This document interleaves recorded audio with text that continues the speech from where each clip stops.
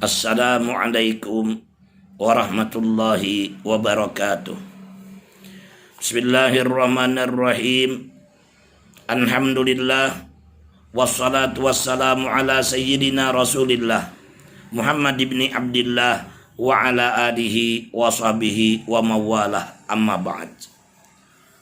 Faqala ta'ala, qad aflaha man tazakka wa zakara isma rabbih fasalla bal tu'thirunal hayatad dunya wal akhiratu khairu wa abqa. Para pendengar sekalian yang dimuliakan oleh Allah, shaimin shaimat rahimakumullah. Tidak beberapa hari lagi Ramadan yang suci, Ramadan yang penuh nikmat, Ramadan bulan maghfirah akan pergi meninggalkan kita, disambut dengan datangnya bulan Syawal, 1 Syawal Idul Fitri 1441 Hijriah.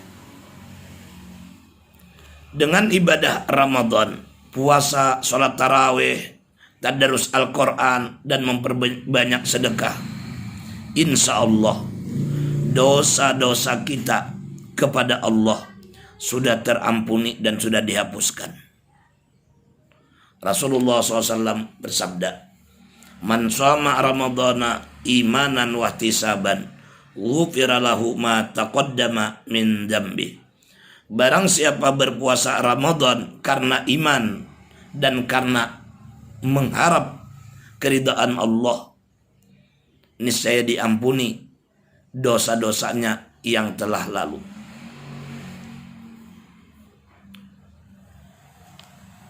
Para pendengar sekalian yang dimuliakan oleh Allah, jadi kita yakin bahwa dosa kita yang bersangkut paut antara kita dengan Allah, dengan hikmah Ramadan dan Idul Fitri, insya Allah sudah diampuni.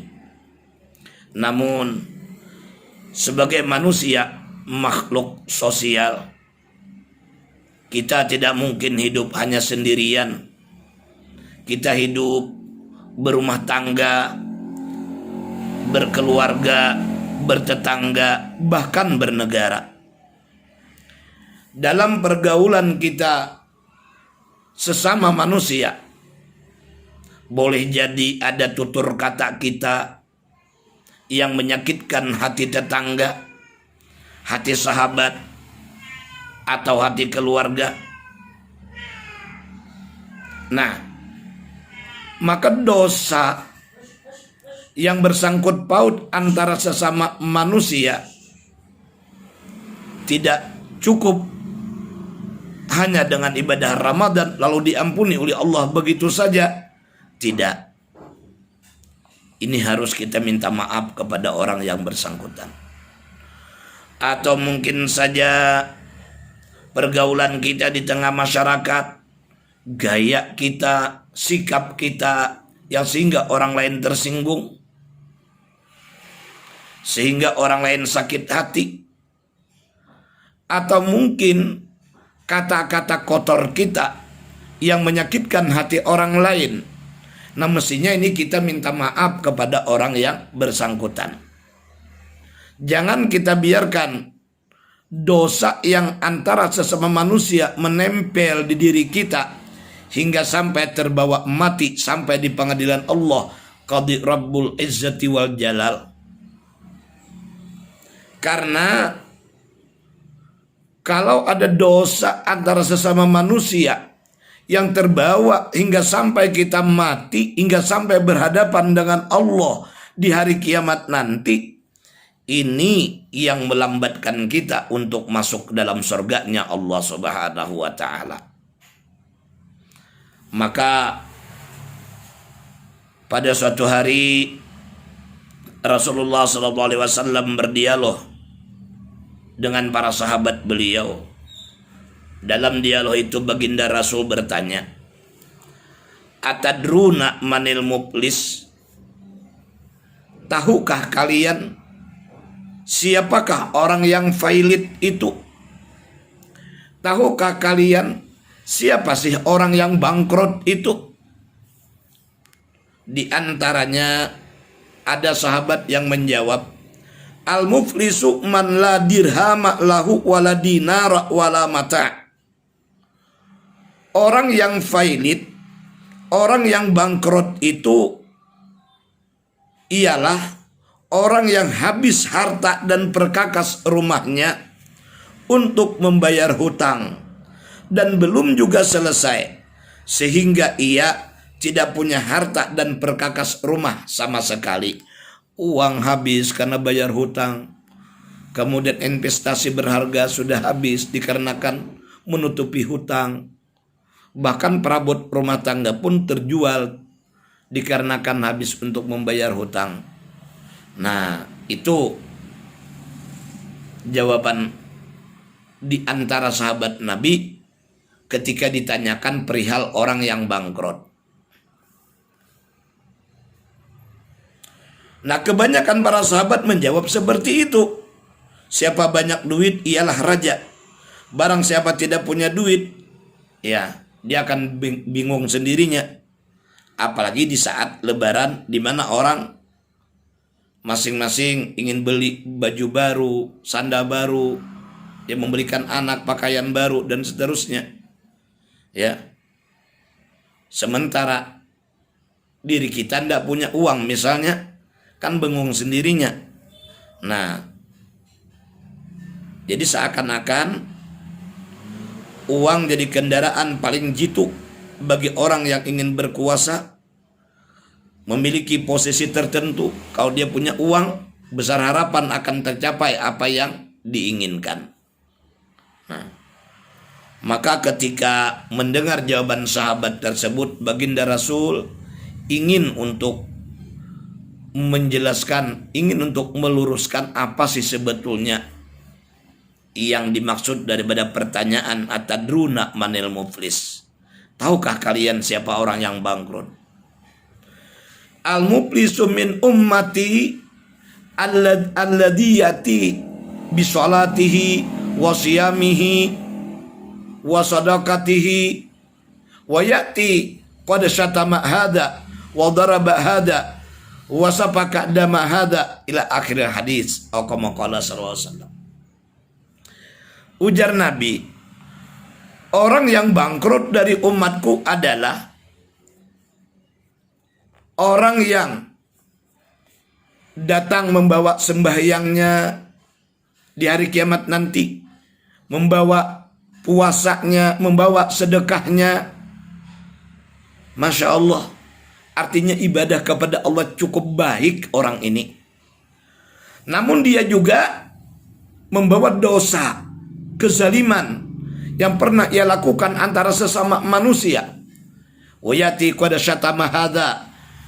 Dia pernah mencerca, mencela, mencaci fulan ini. Dia juga datang di hari kiamat pada dia pernah wadaraba hadza, memukul orang ini, melukai orang ini. Dia pernah menuduh si fulan berbuat zina. Ya. Datang membawa pahala amal ibadah ke hadapan Allah di hari kiamat, namun juga dia membawa dosa, berbuat kezaliman antara sesama. Lalu diambillah amal baiknya ini, diberikan kepada orang yang dulu pernah dicaci makinya, pernah dipitnahnya, pernah dituduhnya berbuat zina. Nah, ambil amal solehnya, sholatnya, puasanya, zakatnya, diberi kepada orang yang dulu pernah dizalimnya, sementara dia kada pernah minta maaf kepada orang bersangkutan. Masih ada lagi dosanya di lain orang. Diambil lagi amal solehnya, sholatnya, puasanya, zakatnya, diberikan kepada fulan ini yang dulu pernah disakitinya, dipukulnya, dizalimnya, atau pernah diambil hartanya. Kemudian lagi masih ada lagi dosa, kezaliman kepada sesama, dan kada pernah minta maaf, minta halal kepada orang yang bersangkutan hingga terbawa mati. Diambil lagi amal salehnya, sembahyangnya, puasanya, zakatnya, ya, dan amal-amal saleh yang lain, diberikan, dimasukkan kepada catatan amal fulan yang dulu pernah dituduhnya berbuat zina, kepada orang yang dulu pernah diambil hartanya dengan cara zalim. Nah, setelah habis semua amal-amal kebajikannya, sementara dosa antara sesama masih ada, lalu dosa orang lain ditumpukan kepada catatan amalnya dia ini. Nah, setelah itu pahala sudah habis, dosa orang dipikulkan kepadanya, summa turiha bihi ilan nar, lalu dilemparkanlah dia masuk ke dalam api neraka. Ini yang dikatakan sebagai manusia yang bangkrut atau failit di hari kiamat nanti. Para pendengar shaimin shaimat yang dimuliakan oleh Allah, oleh karenanya sekali lagi mari kita jadikan momen Idul Fitri untuk mendapatkan maaf antara sesama teman, sahabat, tetangga, keluarga, apalagi ya minta maaf, kita minta halal. Makanya itu jadikan serana momen Idul Fitri untuk berkunjung, meminta maaf dan siap memaafkan. Nah, supaya apa? Supaya dengan ibadah Ramadan dosa kita kepada Allah sudah hapus, sudah diampuni. Dengan berkat momen Ramadan, dosa antar sesama kita sudah juga saling memaafkan. Karena lebih jauh baginda Nabi SAW bersabda, isnani la yanzurullahu ilaihi ma yaumal qiyamah qati'ur rahim wa jarussu.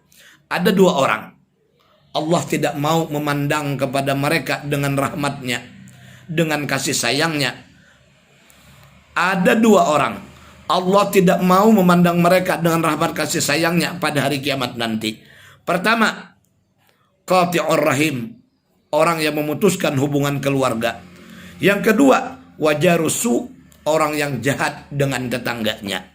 Maka dari karenanya sekali lagi melalui momen Idul Fitri nanti kita jadikan sarana untuk memperbaiki hubungan antara kita dengan keluarga maupun dengan tetangga, saling meminta maaf dan memberi maaf. Dengan demikian semoga keberadaan kita di Idul Fitri kaman waladathu ummuhu, persis seperti seorang bayi yang baru dilahirkan oleh ibunya, suci, tanpa noda, tanpa dosa. Amin ya rabbal alamin.